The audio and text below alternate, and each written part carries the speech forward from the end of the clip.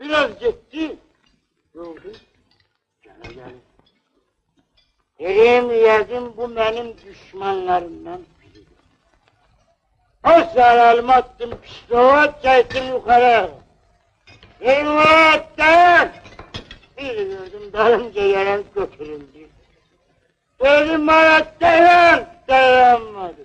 Dedim bana dayan, gene dayanmadı. Pat bir gülle. Bir gördüm sağa, birisi yıkıldı yere. Eyvah! Görüyorum bu kim? Bir de görürüm kim? Aman bizim bu mesleği dedim yazısını öldürmüşler. Ama yakşı olup ki güllem boşatsın.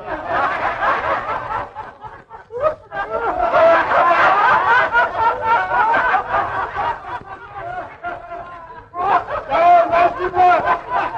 Gelin içine.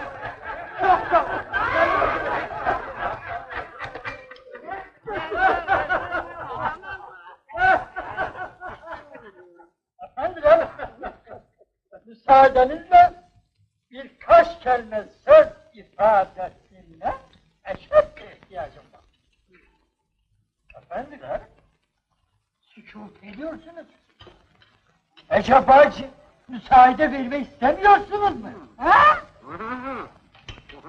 Efendiler, bir de cevap vermeyecek olursanızsa bunu hem sükûtunuzu kendim için böyle bir hakaret edeceğim. Değil mi? Sağ ol Mademle yaptılar. Bekliyorum efendim.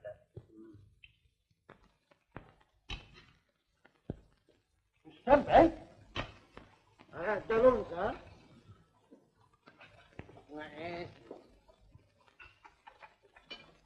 Rüstem Bey. Bendenizi tahkir etme fikriniz vardırsa ne için bunu kendi hanenizde icra ediyorsunuz? Başka bir yerde eda etmek kabil değildir. Ha? Çok sağ ol. Çok razıyım. Artık bu hakarettir. Ben burada oturmam. Tabii. Hem oturmam. Tabii.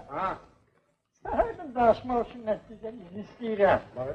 Ama siz hiç cevap vermek istemirsiniz. Aşı, o kadar galiz danışırsan ki, bilmek olmaz ki nedir sen. Ben özüm Tarık Nadir kitabını yarısına kadar okumuşam, ama senin dediğin gibi anlamıram. Bu bir savadlar hardan başlayacak?